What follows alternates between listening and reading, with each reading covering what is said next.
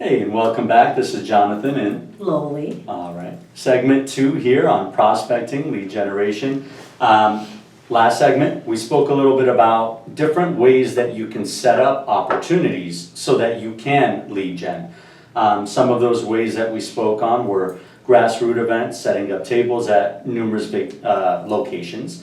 We talked about getting to religious facilities. We talked about places of employment, casual locations, and now that we have a basic foundation on how we can go ahead and get those tables set up, the next question that follows is, what do you do when you're there?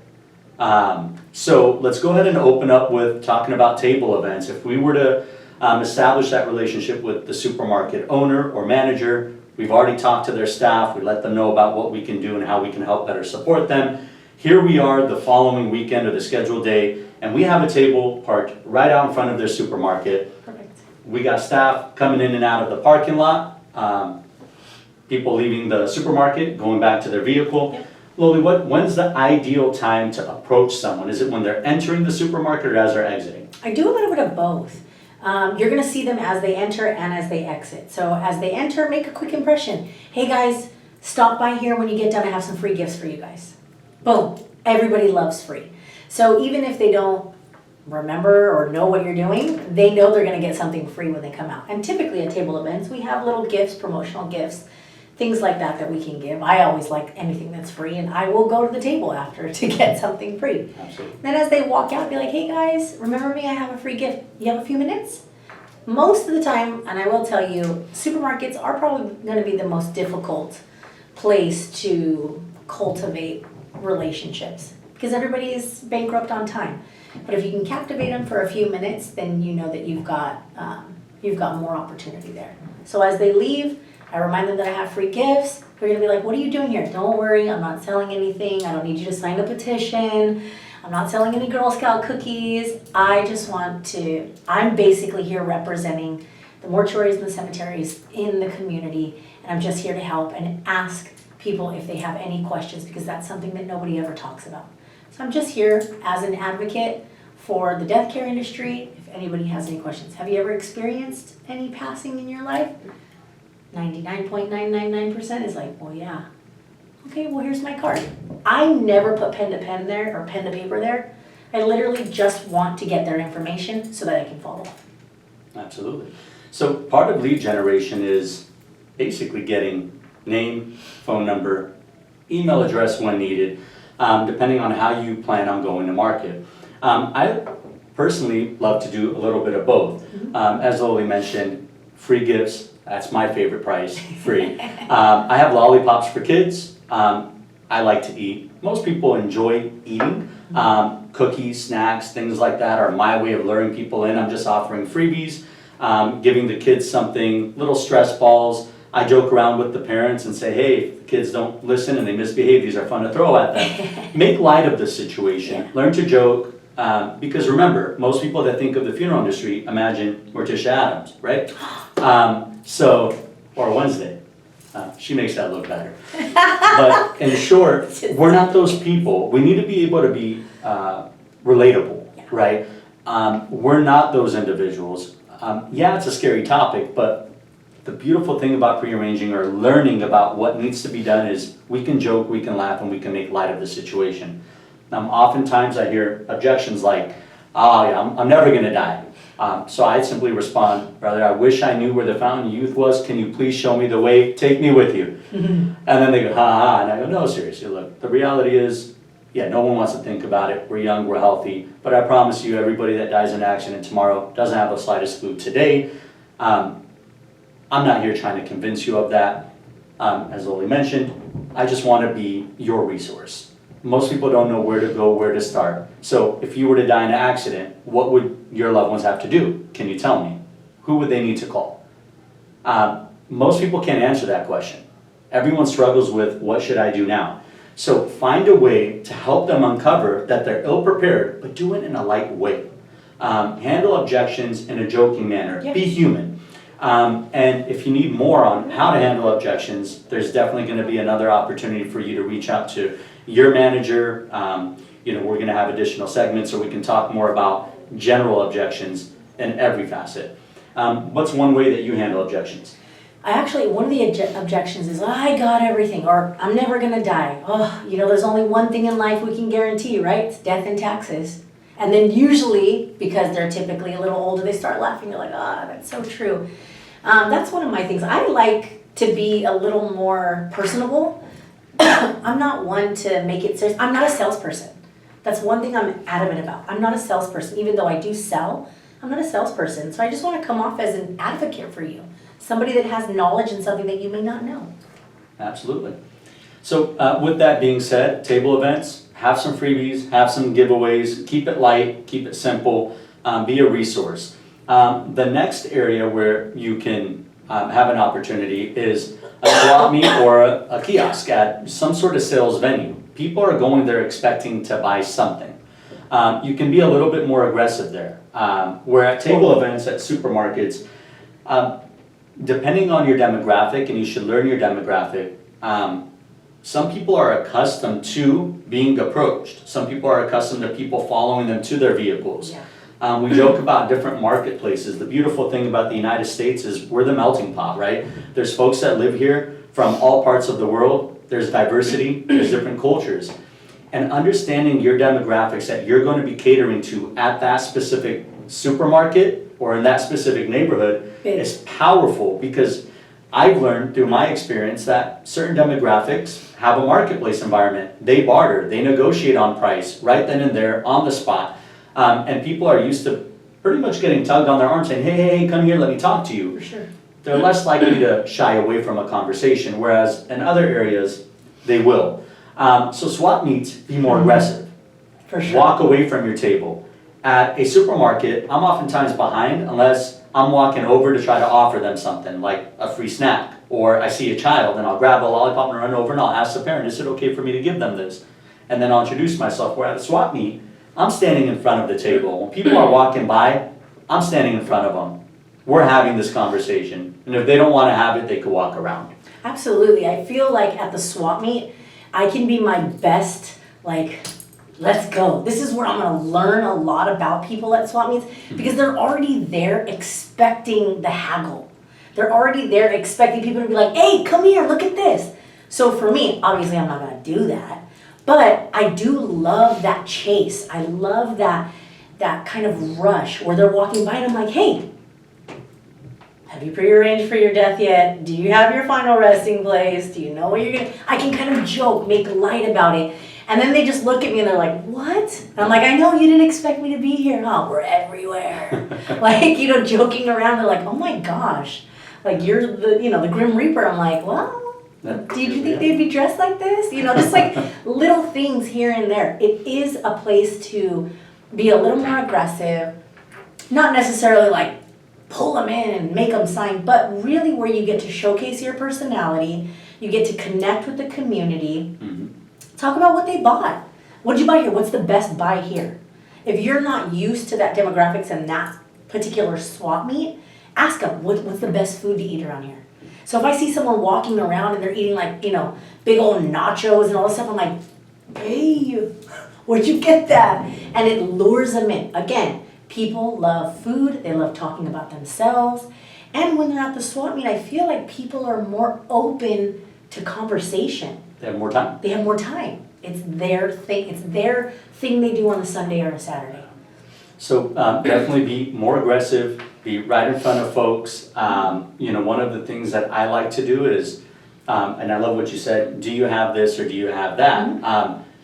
I like to try to lead in with more of a information gathering. Where do you have this prearranged?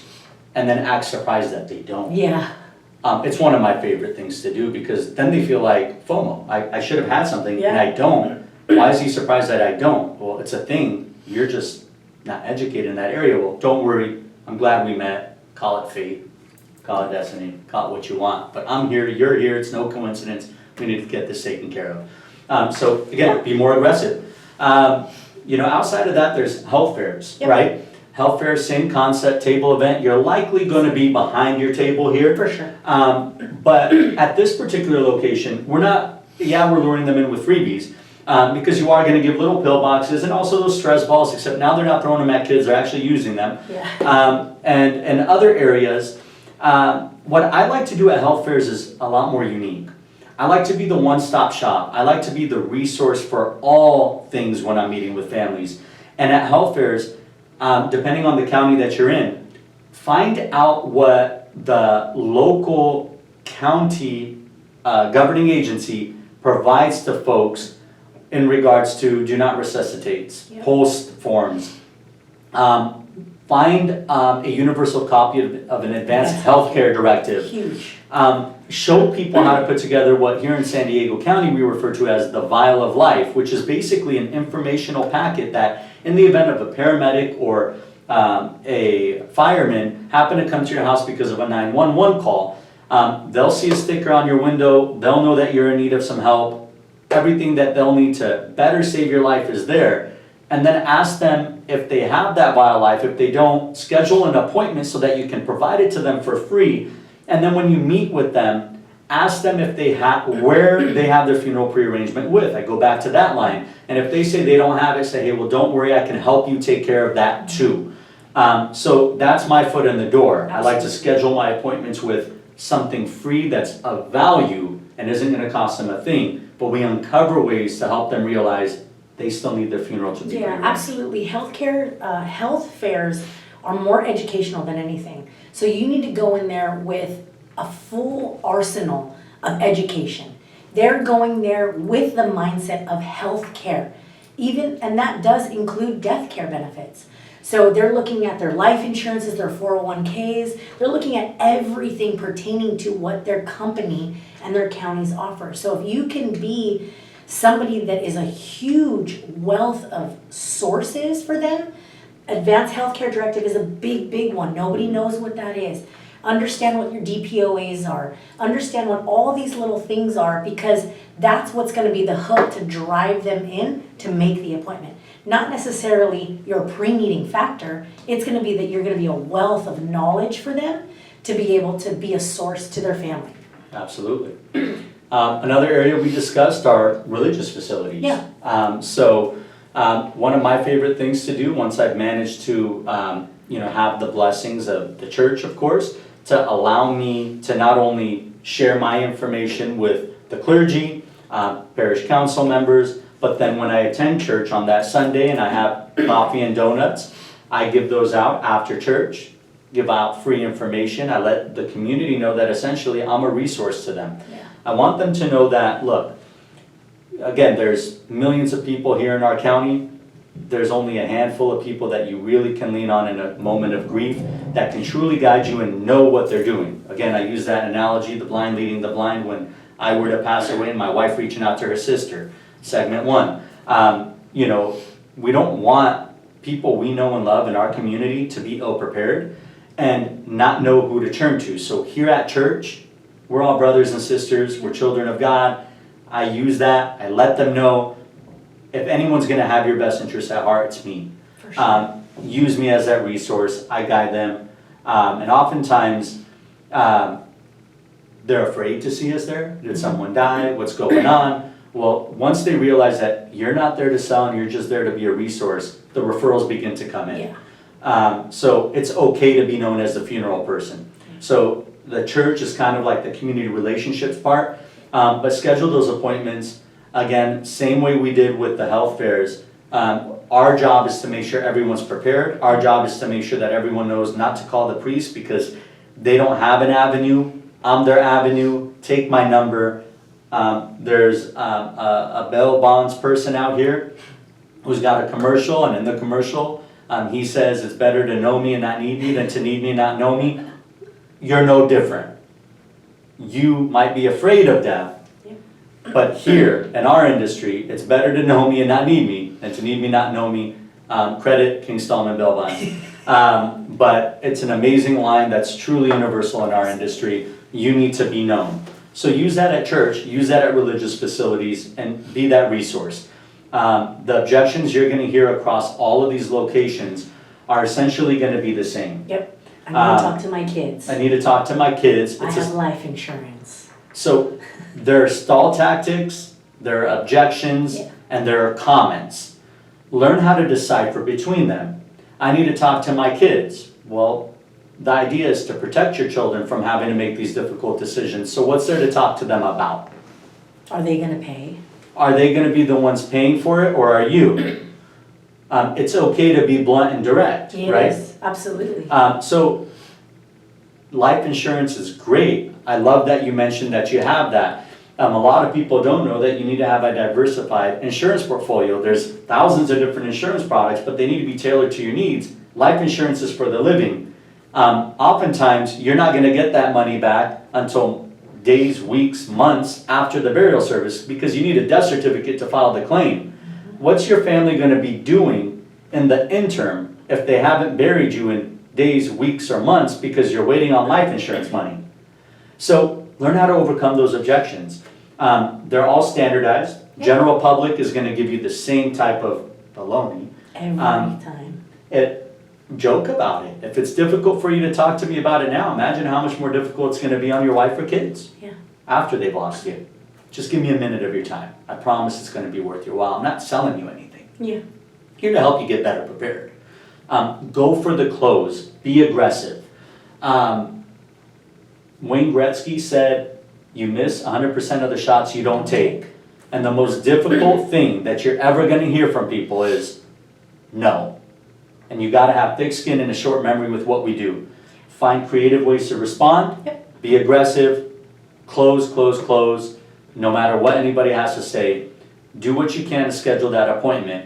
Because in the end, chances are, unless you go back to that same location, you're probably never gonna see that person again. And you lost that opportunity because you were afraid to ask for 10 to 15 minutes of their time to help them protect their loved ones. Yeah, I agree. Be excited for the no's.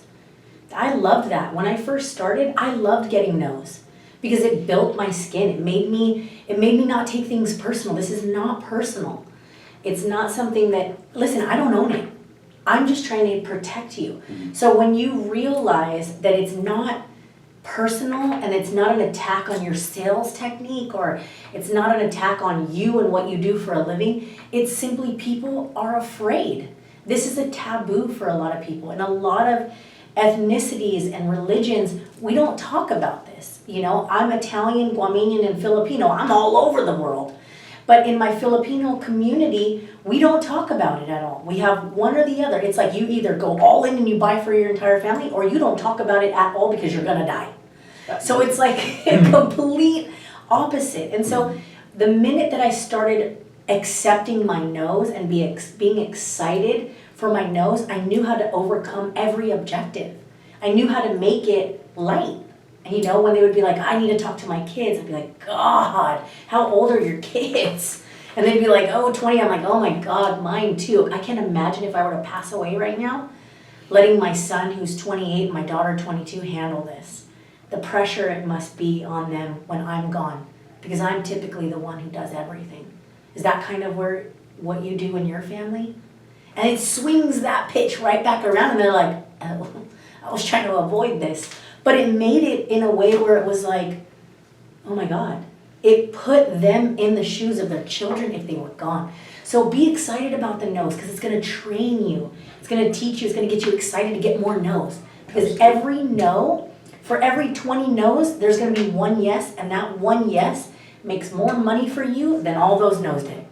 Count and your you're just no's. like, yeah, count your no's. I love it. So write down any objections Yeah. that you have that you were unable to overcome. Talk to your managers. Yeah. We have a team readily available. Loli's always here for you. You'll meet a gal named Justine who can also help answer some questions. You can always reach out to me directly. We're all here to support you. Our hopes are that you're your biggest critic.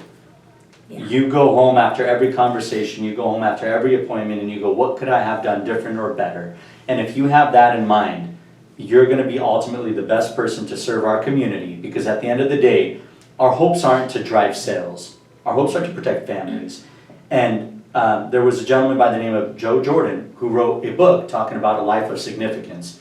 And I'll never forget the impact that it had on me as a new life insurance agent when I first begun my sales career, because he spoke on how his father passed away, and when he did, his mother stumbled across some documents, but his father never actually committed and purchased a life insurance. And he knew that had his father known what would have happened to them, it would have been a different scenario, because eventually what happened was they lost their home, lived with family and outlived their welcome, lived with friends and outlived their welcome, and eventually became homeless. And had his father known that if he wouldn't have purchased that life insurance policy when he sat across that table, that his family would have gone through what they did, he knew for certain his father would have purchased it because of how much he loved them.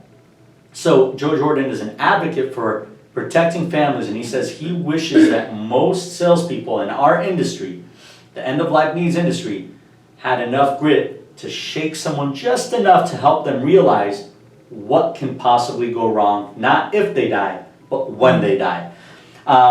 So finally, we'd like to talk about seminars, and we'll go ahead and wrap up this segment. So with seminars, there's really a few different approaches you could take, a couple that are most successful than others. And one is your simple Q&A session. If you're able to create a lunch and learn or an opportunity to get in front of a group of people, remember, most people buy you. Loli said she isn't a salesperson, she doesn't sell anything. But the fact of the matter is, people buy into her heart, her compassion, who she is. And because they know her, like her, they trust her, they buy what she offers, even though she doesn't sell them, because they know she's got pure intentions. So the only thing you should ever be selling is yourself. So your openings with every seminar should be talking about why you do what you do and how it can help them. If you're able to remember that format, Easy. why I do, what I do, and how it'll help you, that's your opening. Most people remember how you open, they forget the stuff in the middle, and they'll remember how you close. So open with that, then go into Q&A. Anybody here have any questions? My understanding is that there's millions of people in this county, and only a handful of people that you can ask these questions to. Well, now that we have a comfortable environment where any question is a good question, who's got any for me? And then, if you don't see those hands come up, what you should have done is started before you presented by mingling. I had an opportunity to walk around, I got a chance to meet Loli, picked her brain a little bit, learned a little bit about her, and then no one raises their hand, so I say, hey Loli, earlier when we spoke, you had mentioned that one of your concerns were da-da-da-da-da-da. So if it's okay with you, may I answer that publicly? Sure. You get their buy-in, you do that. And if you get someone that's kind of teeter-tottering, say, you know, Joe, we spoke earlier, what was that question that you had for me? And let them ask you. Get them uncomfortable, and before you know it, hands start flying. You gotta get people uncomfortable so that they can become comfortable. Sometimes you gotta pick on people. So before any seminar, mingle, get to know them. Have those one or two people that now feel comfortable with you so you can pick on them. And then before long, everybody becomes more comfortable. Yeah, and for me, whenever I do seminars, those are my absolute favorites. Because I like to laugh. I like to get connected to people. Like Jonathan said, I don't like to sell. I just like to educate, and I like to make friends, really. And so mingling is the key. Finding out, so how many kids do you have? What, I want to know what you do for a living, and because all of that is going to be in your back pocket. Not that you're going to use it as an arsenal, but and think about this for a minute. When you're talking to somebody and somebody remembers one thing about you, you're like, wow, like they actually listened. Or when I am being served by somebody at a restaurant, I always ask the waiter's name or the waitress's name, because I always call them by their name, because I know that they're being called, sir, ma'am, hey, can you bring this over here? But when I'm like, hey, Jonathan, thank you so much. Do you think when you have a minute if I can grab some water? But you're acknowledging that they're present. And so remembering people's names, remembering little bits about them, their children's age, which women love to talk about our kids. Men like to make these jokes like, throw me in the ocean, right? Like little things like that. Those are the things that make seminars really, really special. That's, to me, and I know Jonathan can say the same thing, was our bread and butter. Oh, yeah. When we first started, our bread and butter, individually, we didn't do them together, was our seminars, because that's where we were able to connect on a personal level. And honestly, it's where we got to laugh with people. It's where we got to pull up and break bread with people, and the most intimate conversations happen at the dinner table. I believe that in my heart as an Italian, that everything is done over food. Yeah. And that's really where, for me, I think that's why seminars were really important. Really scale back, go into your why. Why do you do this? What's your reasoning? What's your story? Why and how has death affected you? Don't be afraid to be vulnerable and be uncomfortable first, so that you're showing them a part of you that you probably wouldn't have shown a stranger, but because they've trusted you to have a meal with you, you're able to open up and say, you know what, I don't know why I got into this, but I do know that I love helping. I do know that when I was in this situation, I didn't know who to call. And I thought to myself, if given the opportunity, I'm going to do this. So it's one of those things where you can actually pull life lessons, your whys, your important things in life at a seminar. You're connected with them. You're breaking bread with them. You're eating with them. You're talking. Absolutely. It's one of my favorite things to do besides eating. I like it. I like it. So we kind of started off with a good, better, best format. So Sure. as Loli mentioned, supermarkets, yeah, there's going to be a much more difficult approach with regards to generating those leads and scheduling the appointments, but you're going to see thousands of people walk by you.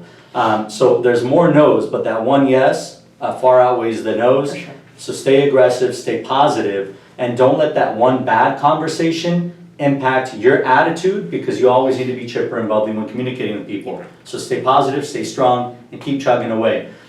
Swap meets, health fairs, we talked about church facilities, general public, wherever you're at, everyone's always an opportunity to pre-arrange, because again, we're all gonna pass away. And then seminars, and if you're doing lunch and learns, don't feed them until after you spoke. Lesson learned the hard way. People will be eating, they'll be talking, they're not listening to you if you're doing it while they're eating, and if you let them eat first, a lot of people are gonna eat and just leave. So make them wait for the goods. I would eat and leave. Yeah. I'm just being Especially if honest. I didn't wanna hear about that. This is so true. So make sure you feed them after they hear what you gotta say, get those contacts, name, phone number, email address, part of my sign-in material.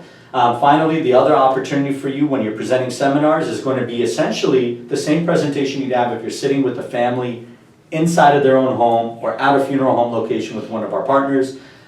With that being said, we're going to cover how to present in our following segment, which is essentially what happens after you schedule the appointment. So we want to thank you all for joining Jonathan and Loli.